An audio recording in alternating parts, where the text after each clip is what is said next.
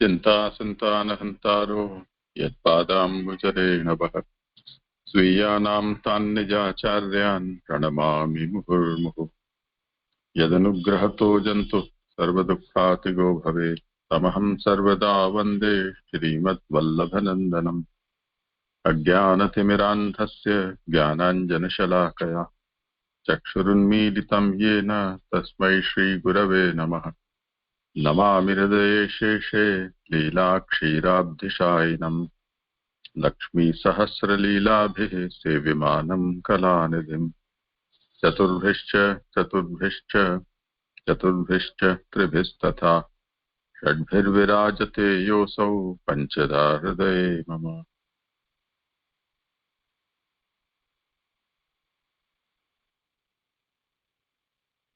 अभी आचार्य चरण के प्राकट्योत्सव के उपलक्ष्य में कुछ दिनों से आप श्री के ग्रंथों का अवगाहन चल रहा था। वो शायद उत्सव तक संपन्न हो जाए ऐसा सोचकर थोड़ा जल्दी शुरू किया था, पर जल्दी ही वो संपन्न भी हो गया। तो अब अभी हमारे पास कुछ दिन है बीच में, तो जो सुबोधनी का हटका हुआ क्रम है उसको पुनः आरंभ कर रहे हैं। अध्याय भी अधूरा छूट गया था, तो करें जी आपका क्रम जिनका हो सब। हाँ, दंडवत प्रणाम दीजिए। मेरा क्रम है श्लोक 41 से 45 तक प्रस्तुति मेरे करनी है दीजिए। हम श्रीमद् भागवत सुबोधिनी के अध्ययन अंतर्गत द्वितीय स्कंद का चिंतन कर रहे हैं, जिसमें इस द्वितीय स्कंद में परीक्षित के प्रश्न के उत्तर में सुखदेव जी कह रहे हैं कि श्री भागवत का संपूर्ण अंगों सहित श्रवण करना चाहिए। तो जो प्रश्न किया था पहले अध्याय के 19वें श्लोक 19वें पहले स्कंद के 19वें अध्याय के 37 और 38 श्लोक जो है उसमें ये आता है कि परिस्थिति के कह रहे हैं कि हे योगियों के परम गुरु, हे सब प्रकार से सिद्ध रूप सुखदेव जी, मैं परीक्षित आपसे पूछता हूँ कि यहाँ रहने वाले पुरुष को और समीप मृत्यु वाले व्यक्ति को जो कुछ करना चाहिए उसे आप भली प्रकार कहिए। तो ये जो परीक्षित जी ने पूछा, उनका ये दूसरे स्कंद से वो फ्लो चल रहा है जो सुखदेव जी बता रहे हैं। तो अभी और इसी में श्रवण के 3 अंग बताए तत्वज्ञान इस दूसरे स्कंद के अध्याय में। तो तत्वज्ञान, प्रसाद और मनन जो क्रमशः इस स्कंद के पहले और दूसरे अध्याय में तत्व और स्वरूप का चिंतन मतलब तत्व ध्यान समझाया है। तत्प्रसाद तीसरे और चौथे अध्याय में कहा है, और मनन यानी कि विमर्श 5 से 10 अध्यायों तक कहा जा रहा है। हम छठे अध्याय के अध्ययन में अध्याय के 40 श्लोक तक का अध्ययन पारायण किया है, जिसमें श्लोक 1 से 16 तक विराट पुरुषों के अंगों में संसार की भावना, श्लोक 17 से 21 भगवान की त्रिपाद विभूति को समझाया है। उसके पश्चात श्लोक 22 से 30 में यज्ञ की उत्पत्ति का रहस्य कहा है। श्लोक 31 से 33 में सृष्टि की रचना और ब्रह्मा जी अपनी स्थिति समझाते हैं। श्लोक 34-35 में 3 देवों का विभाग, श्लोक 36-38 में भगवान की अज्ञता मतलब कि मैं भगवान को पूरी तरह नहीं जानता, ऐसा ब्रह्मा जी कहते हैं। और श्लोक 39 और 40 में समझाया कि केवल शरणागति ही मार्ग है और भक्ति ही श्रेष्ठ है। और अब श्लोक 41 से 45 में ब्रह्मा जी इस अध्याय में जो भी कहा गया है उसका उपसंहार करते हुए नारद जी को परम सत्य मतलब कि अल्टीमेट जो ट्रुथ है उसका दर्शन कराते हैं। तो अब मैं 41 से 45 श्लोक का प्रस्तुत करता हूँ। जैसे श्लोक 41 की उत्थानी का आभासार। इस तरह अन्य मतों का निराकरण करके अब यस्यावतार कर्माणि गायन्ति इस अपने कथन का समर्थन करने के लिए वे अवतार कौन कौन से हैं तो बताते हैं। तो यहाँ पे जो यस्यावतार कर्माणि गायन्ति, तो इसका कथन के समर्थन में जो अवतारों की जो सूची और उनके कार्यों को यहाँ समझाएंगे। और ये महाप्रभु जी का सही जो समझा रहे हैं, कोई भी वाक्य है शास्त्र का जो वाक्य है तो उसका प्रमाण अवश्य देते हैं। तो यहाँ भी इसके समर्थन में ही जैसे अवतार कर्माणि गायन्ति, तो इसके समर्थ श्लोक आ रहा है। तो महाप्रभु जी समझा रहे हैं श्लोक आज में भी। ये जो अद्य अवतार पुरुष परस्य काल स्वभाव सत असत मन च द्रव्यम विकार गुण इंद्रियाणि विराट सुराट सात्नु चरिष्णु गुम्न। श्लोकार्थ पर भगवान का प्रथम अवतार पुरुष है। परस्य जो कहा है वो तदंतर काल स्वभाव सद सद भाव वाला मन द्रव्य पांच महाभूत अहंकार तीनों गुण इंद्रिय विराट स्वराट आवर जंगम, यह सब भगवान के अवतार कहते हैं। सुबोधिनी जी व्याख्या। पर ब्रह्म पुरुषोत्तम का पहला अवतार प्रकृति का बढ़ता पुरुष है। द्वितीय अवतार काल है। तृतीय स्वभाव तदंतर कर्म किंवा प्रकृति चतुर्थ अवतार है। फिर मन, यह मन आदि दैविक पदार्थ है जो संकल्प के द्वारा सबसे पहले काम को पैदा करता है और फिर उसके द्वारा भौतिक सृष्टि होती है। इसके अनंतर और भी परंपरा से अवतार होते हैं। अब यहाँ जो बता रहे हैं जो बिना है जो, तो ये जो अवतार जो है तो उसमें पहले बताया प्रकृति का भरता जो पुरुष है वो है, उसके बाद में काल है, स्वभाव है, कर्म है। वैसे अनुक्रम से ये अवतार समझा रहे हैं। और यज्ञ महाभूत अहंकार तत्वादि प्राकृत गण स्वरूप रस स्पर्श गंध शब्द पंच तन्मात्रा चक्षु आदि 10 इंद्रिय विराट रूप ब्रह्म का देह और विराट देहाभिमानी विराट ब्रह्म स्थिर पदार्थ और चर सजीव पदार्थ, ये सब सर्वव्यापक समर्थ भगवान के अवतार हैं। मूल स्थान प्रकट लोक में उतरना ही अवतार कहा जाता है। मूल स्थान अक्षर से प्रकट लोक में उतरना ही अवतार कहा जाता है। वास्तव में तो यह जिसका अवतरण कहा जाता है वह भगवान अक्षर अव्यक्त रूप से सर्वत्र ही स्थित है, किंतु अपनी इच्छा से कभी कभी वही सब पदार्थों के रूपों में प्रकट होकर यहाँ आ गया है। इसलिए सब पदार्थ ही भगवान का अवतार है। तो यहाँ पे साक्षात अवतार नहीं समझाते, न साक्षात अवतार के सिवा भी जो अवतार है यहाँ जो कहा है ना जैसे अवतार कर्माणि गायन्ति, तो ये सभी अवतार हैं। और जितने भी ये अवतार है तो वो साक्षात अवतार नहीं है, लेकिन भगवद अवतार ही उसको समझना है। और ये जितने भी पदार्थ है वो सब भी भगवान के अवतार ही है। ऐसा महाप्रभु जी यहाँ पे समझा रहे हैं। यहाँ ये श्लोक संपन्न हुआ।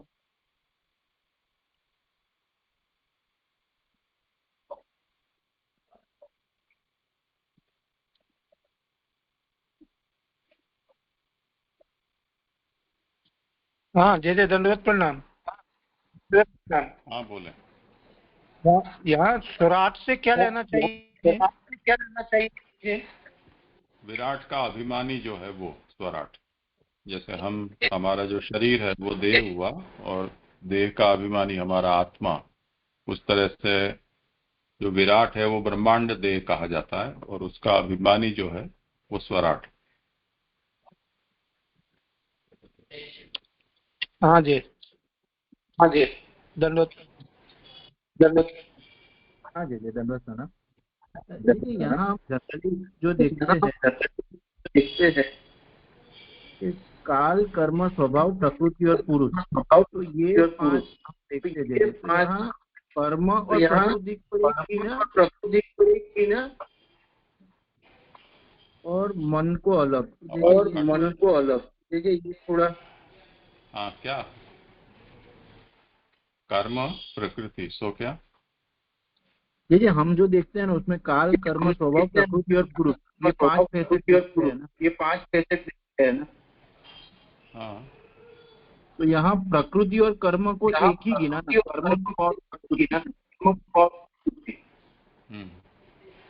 और फिर मन को अलग किया, और फिर मन को अलग प्रक्रिया है ना।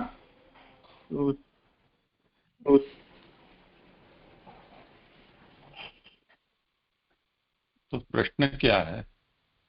तो देखिए ये कैसे समझे, मतलब यहाँ मन अलग से आया ना, मन आया ना। जनरली पांच फैसेट देखते हैं, इको बहुत आ रहा है, इको आ रहा है, ये भी आ रहा है।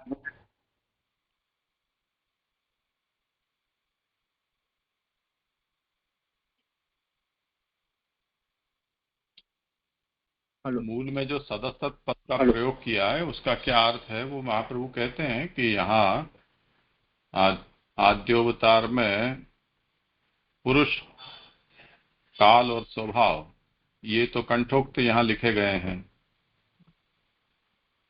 उसके बाद जो है वो शब्द सदसत है। तो ये कौन बोल रहा है? ब्रह्मा जी शायद बोल रहे हैं। तो सदसत पद से ब्रह्मा का आशय या तो कर्म हो सकता है, क्योंकि काल गिना दिया गया, स्वभाव भी गिना दिया, पुरुष भी बता दिया, तो अब बची प्रकृति और कर्म। तो सदसत पद से कर्म या प्रकृति या दोनों, उसका अर्थ हो सकता है।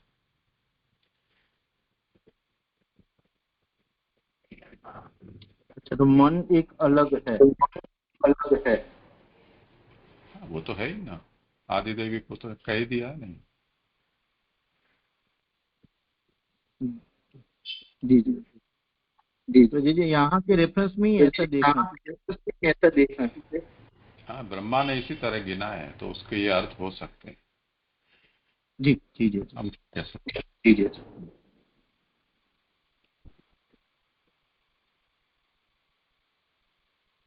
करो आगे। अभी श्लोक 42-43 उसका उत्थानी का है। आभाषा, परब्रह्म भगवान सब पुरुषों से उत्तम है, अतः वह अपने समान जाति वालों से उच्च गुण होना ही भगवत्व किंवा भगवत अवतारत्व समझा जाता है। वैसे अवतार ये आगे जो गिनाए जाते हैं वे। कभी यहाँ स्थानिका में कह रहे हैं कि भगवान परब्रह्म भगवान जो है सब पुरुषों में उत्तम है, फिर भी जो गुणों है उच्च गुण वाले हैं। तो जैसे भगवत गुण जिसमें भी दिखाई दे रहे हैं जो उत्तम गुण, तो वो भी यहाँ पे भगवत अवतार, भगवत अवतार तो है और भगवत्व है उनमें, ऐसा इस श्लोक में कहा जाएगा।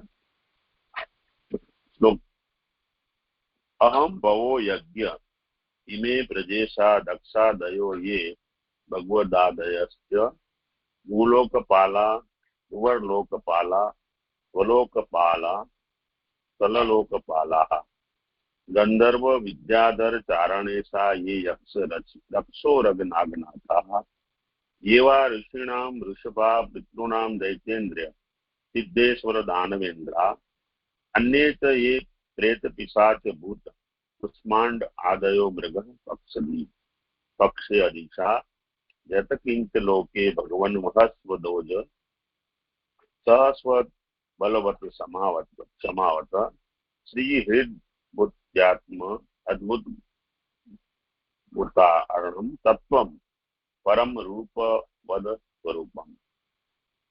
श्लोकार्थ। मैं मतलब ब्रह्मा, महादेव, यज्ञ नारायण, यह मरीचि आदि ब्रजेशा दक्षादि नारद तो तुम्हारे जैसे भक्त, सनकादि तथा च भू भुवः स्वः कल आदि लोकों के पालक, एवमेव गंधर्व, विद्याधर, चारण आदि के ईश, और यह रक्ष, पुरग, नाथों के नाथ और भी ऋषियों में श्रेष्ठ चैतेंद्र, सिद्धेश्वर, दानवेंद्र आदि भगवान के अवतार है। इनमें अतिरिक्त जो प्रेत, पिशाच, भूत, कुष्मांड आदि तथा मृग पक्षी आदि के ईश है, वे सब भगवत अवतार रूप है। इन सब के सिवाय लोक में जो भी उत्कृष्ट धर्म एवं विभूति युक्त है, ओज, सह, बल, क्षमा आदि गुणों से युक्त है, श्री ही विभूति एवं आत्मयुक्त पदार्थ है, वे सब परम तत्व है। मूर्त और अमूर्त सभी भगवत रूप है। तो साधारणतः हम अवतार का अर्थ किसी शरीर से मतलब लेते हैं, लेकिन यहाँ जो आभासार्थ में जो कहा गया है ना कि अपने समान जाति वालों में उच्च गुण होना ही भगवत्व किंवा भगवत अवतारत्व समझा जाता है। तो यहाँ पे इतने जो गिनाए है ये उच्च गुण वाले हैं, तो उनकी जो भगवत अवतार तत्व है उनमें, तो इसे और समझ सकते हैं। जैसे एक उदाहरण से कि ये जो गुण उच्च गुण से समझ सकते हैं कि जैसे ऐरावत हाथी था तो वो आकाश में भी गमन कर सकता था, तो वो जो हाथी है उसके उनके समान जो दूसरे हाथी हैं उनसे उसमें जो उच्च गुण था। तो इस तरह से जो उच्च गुण होता है पुरुषों में, तो वो भी यहाँ पे तात्पर्य ये है कि ये भी भगवत अवतारी समझना है। व्याख्या। जब यह सिद्ध हो चुका कि उत्कृष्ट गुण पुरुषोत्तम और वैसे ही उसके अवतार, तो फिर इन गुण वाले स्व सेवकों से बहुत से उत्कृष्ट गुण वाले हैं, ये सब भगवान के अवतार हैं। उनमें पहला मैं ब्रह्मा, तो हाँ ब्रह्मा जी कह रहे हैं, तो यहाँ मैं भव महादेव, यज्ञ नारायण, मरीचि से लेकर ये प्रजाओं के अधीश, उनमें भी इसी कल्प में दक्ष मुख्य है। अतः वे दक्षादि भक्तों में हे नारद, तुमसे लेकर भक्तगण चकार से सनकादि ज्ञान। आगे स्वभाव से मुख्यों को गिनाकर अधिकार से उत्कृष्टों को कहते हैं। अभी ये स्वभाव से जो गुण है, अभी अधिकार से गुण है, जिसका अधिकार है, जहाँ पे भगवान ने जिनको भी जो सौंपा है कार्य, तो उसके अधिकार से अभी यहाँ पे कहेंगे। पृथ्वी लोकों के पालक करने वाले पृथ्वीपति, अंतरिक्ष लोक के पालक रुद्रादि, और स्वर्ग लोकादि के पालक इंद्रादि। फिर नीचे पाताल आदि के रक्षक, गंधर्वादि के अधीश, यक्षादि के नाथ, तामस, प्रजेश, रक्षोरग। यहाँ ऋषि वचन होने से संधि हुई है, यक्षोरग।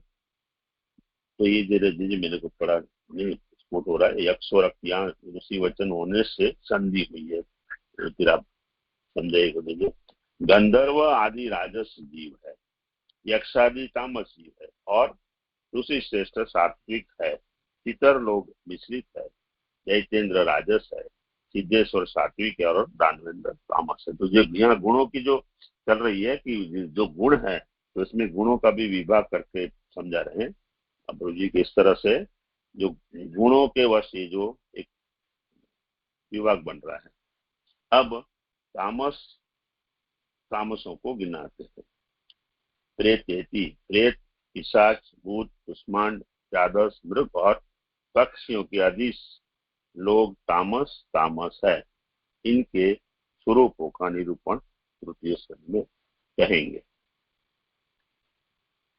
अब जो उत्कृष्ट गुण या धर्म किंवा भाग्य, ऐश्वर्य आदि युक्त वस्तु किंवा प्राणी, वह सब भगवान का अवतार है। तेज, ओज, ओज मतलब इंद्रिय शक्ति, स मतलब मन की शक्ति अथवा ओज, सहित सह तथा बल शरीर शक्ति, मन और इंद्रियों दोनों परस्पर उपकार करने वाले हैं, इसलिए दोनों को एक पद में कह गए हैं। क्षमा, सहन करना, ये सब धर्म इन धर्मों से युक्त प्राणी, ये सब भगवान के अवतार है। जिसमें ये जो क्षमा है तो ये भी यहाँ पे इस गुण से भगवान का अवतार समझना चाहिए, ऐसा मुझे समझ में आ रहा है। जी, ये धर्म कुछ विशेषता लिए हुए वो ही अवतार है, साधारण नहीं।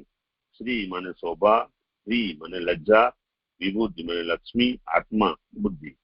श्री से आत्मा पर्यंत के चारों गुण या धर्म जिसमें हो वह साधारण भी भगवत अवतार है, और अद्भुत रूप वाला किमान विचित्र रूप वाली गौ सिंहादि जीव भी विशेष क्या जो कुछ भी रूप वाला प्रकाशमान हो वह सब पर तत्व है, अथवा जो भी अरूप अमूर्त आकाश आदि सब भगवत तत्व है, क्योंकि इनकी इस रूप में प्रसिद्धि है। ये श्लोक संपन्न हुआ तो यहाँ समझ ये जो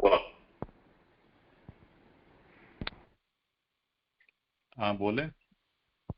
आज जी इसमें जो एक यक्षोरग है ना, यहाँ ऋषि वचन होने से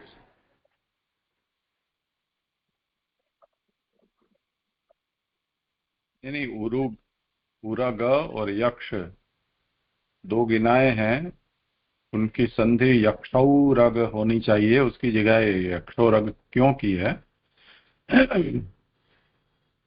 तो महाप्रभु व्याख्या करते हैं कि ये वैदिक प्रयोग में पाणिनि नियम के अनुसार सब जगह संधि होती हो ऐसा जरूरी नहीं है, तो यहाँ आर्च प्रयोग है। और कुछ धन्यवाद मैडम जी।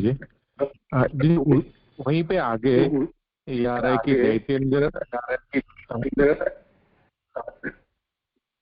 एको आ रहा है ये वहीं पे आगे जैसे दैत्येंद्र राजस है, सिद्धेश्वर सात्विक है और दानवेंद्र तामस। जी सिद्धेश्वर से किन्हें लेना?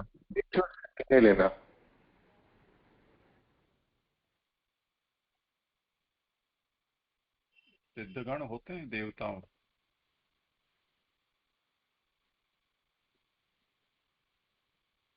जी जी जी देवता दैत्येंद्र राजस है और बाकी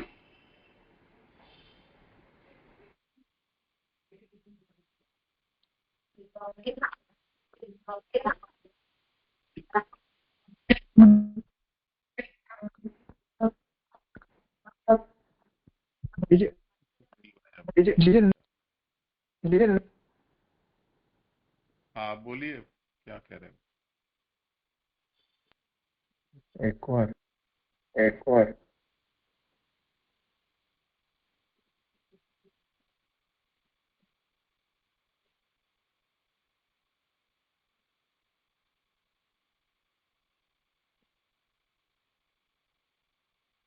आगे किसी को कुछ कहना हो तो। आपका हो गया, समाधान हो गया? जी जी दैत्येंद्र राजस है और सिद्धि एक्चुअली एको बहुत आ रहा है कुछ नहीं।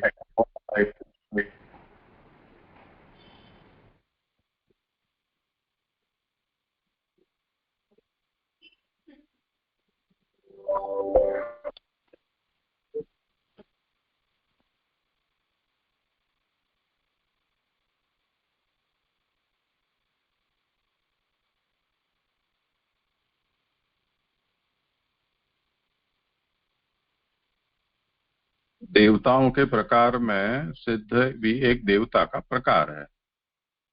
आप यही पूछ रहे हो, क्या कह रहे हो? मैं समझा नहीं। जी जी जी यानी एक्चुअली एको बहुत आ रहा था तो कुछ सुनाई नहीं दिया।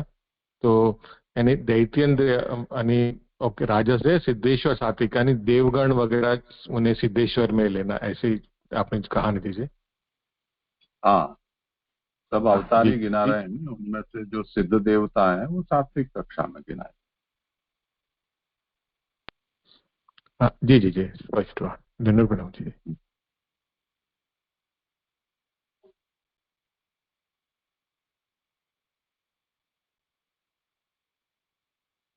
और कुछ है विषय? करो तो आगे। हाँ जी जी। अभी श्लोक 45 का भाषा। इस तरह जो कुछ भी उत्कृष्ट धर्म युक्त वस्तुएं प्रसिद्ध है वे सब भगवान की अवतारी है। यह कहकर अब जो साक्षात सच्चिदानंद स्वरूप और ऐश्वर्य वीर्य आदि सब गुणों से संपन्न मुख्य भगवान के अवतार है, इन्हें मैं तुम्हारे आगे कहता हूँ।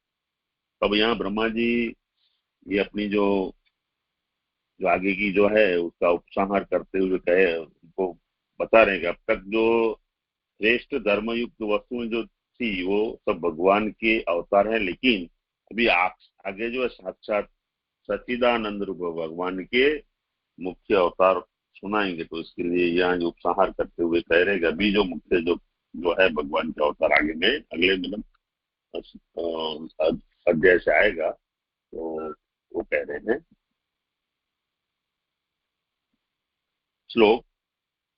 प्राधान्यतः यान ऋषः आमनन्ति लीलावतारान् पुरुषस्य गुम्नः आपिर्यता कर्णकषाय शोषान् अनुक्रमिष्ये क इमान् सुपेशान्।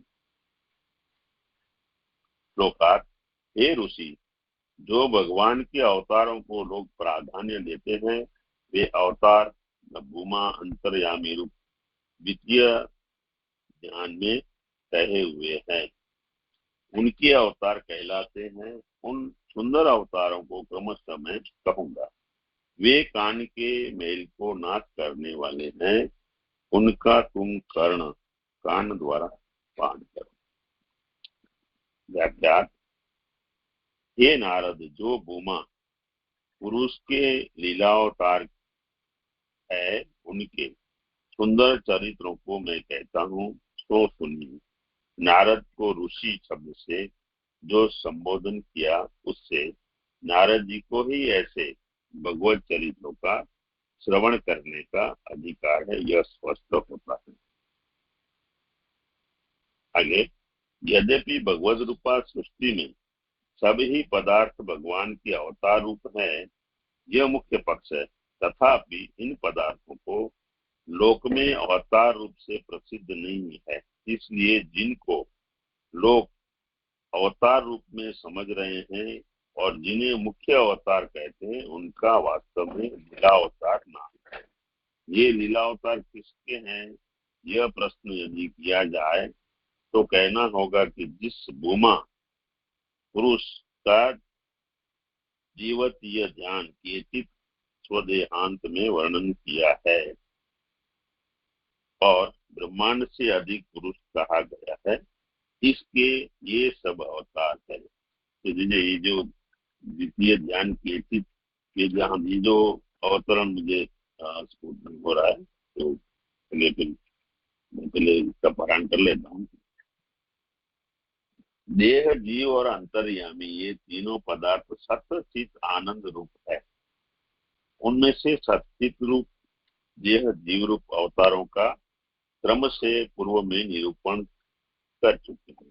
अब आनंद पदार्थ अंतर्यामी रूप अवतारों का निरूपण करते हैं, तो उनका सुख से श्रवण करो। ये आनंद और अंतर्यामी रूप है, इसलिए न बाहर स्थापन करने योग्य है और न मध्य में, किंतु इन्हें तो सबसे भीतर ले जाना उचित है। तो ये जो विमर्श जो चल रहा है इसमें ये बहुत ही अंतिम ये जो उपसंहार में ब्रह्मा जी कह रहे हैं कि इसका जो क्या करना है, जो पूछा था ना परिस्थिति जी ने, तो ये जो यहाँ पे उनका उत्तर आ रहा है और ये जो एकदम सटीक बात है। तो और न मध्य में, किंतु इन्हें तो सबसे भीतर ले जाना होती है। इसलिए कहा है कि सापियताम आ सम्मन्तात पान करो।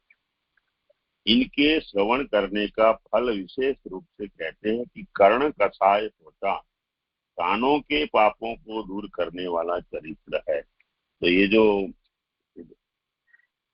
आपियतम से ऐसा समझ में आ रहा है कि इसको पूरी तरह मतलब जी भर के पियो, और उसका फल क्या है तो कहते हैं कि कर्ण कषाय, तो शोषण तो जैसे मतलब कि जो कचरा भरा है अपने कान में, तो वो जो मेल भरा है वो वो मेल का यहाँ ऐसा समझ सकते, संसार के जो विषय वासना है, जो जो भी पदार्थ है जो हमारी आत्मा में बुद्धि में पड़े हैं, तो वो जो कषाय रूप जो है वो इनके जो श्रवण से कानों कानों के पापों को दूर करने वाले चरित्र है। यद्यपि भगवान के सभी चरित्र पाप नाशक है, तथापि कान तो विशेषकर लौकिक दोषों से दुष्ट हो रहे होते हैं, अतः है वह भगवत चरित्र सुनने में इनका स्वाद नहीं होता। तो इधर इधर जो ये कह रहे हैं कि भगवत चरित्र सुनने से इनका स्वाद क्यों नहीं आ रहा है, तो ये जो कषाय है अपने जो,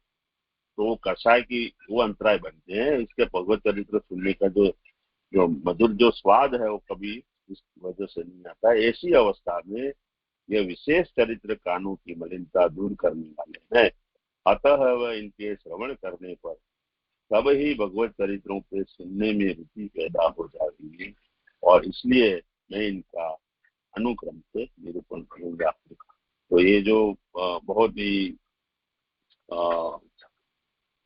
अल्टीमेट बात कर रहे हैं ब्रह्मा जी, एक जो जैसे हम भी अभी जैसे कर रहे हैं भागवत जी, तो भागवत जी के साथ में बोधिनी जी साथ में कर रहे हैं, तो इतना आश्वासन ले सकते हैं कि यहाँ जो ब्रह्मा जी कह रहे हैं कि जो कषाय है, तो हमारे सबके जो कषाय भी इस तरह से अवश्य दूर होंगे, इतना आश्वासन हम भी ले सकते हैं।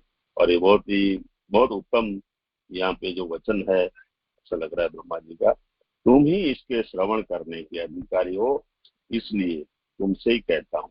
ईमान कहने से यह ज्ञात होता है कि उस समय ब्रह्मा जी की बुद्धि में ये सब चरित्र आ चुके थे। इतने आडंबर से कहने का कारण यह है, ये चरित्र अति मनोहर है।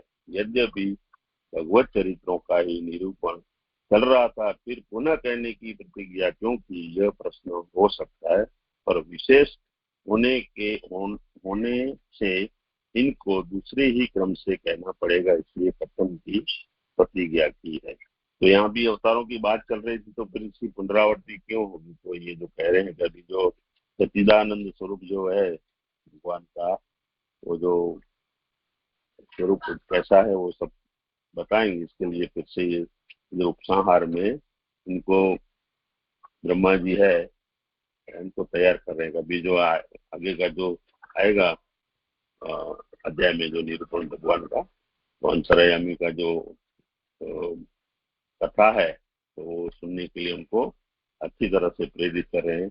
ये यहाँ मेरा संपन्न हुआ, यहाँ मेरे को ये जो किया ना, द्वितीय केचित स्वदेहांत में वर्णन किया, तो ये जो मुझे समझ में नहीं है, ये 15वां श्लोक है वही, केचित स्वदेहांतर हृदयावकाशे आदेश मात्रम पुरुषम वसंतम, वहां से जो कहा है वो। हाँ हाँ हाँ भी समझ में है। धन्यवाद प्रणाम, ये मेरा यहाँ पे संपन्न हुआ। हाँ धन्यवाद प्रणाम।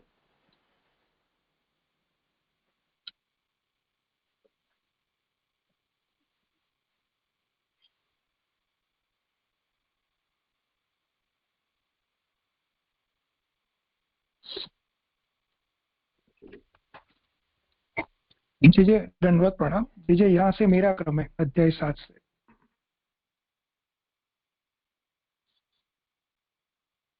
तो एक काम करें, इसकी रिकॉर्डिंग की लिंक अलग हो जाए, उसके लिए एक बार डिस्कनेक्ट कर लेते हैं, पीछे वापस जोड़ते हैं। जी जी जी धन्यवाद।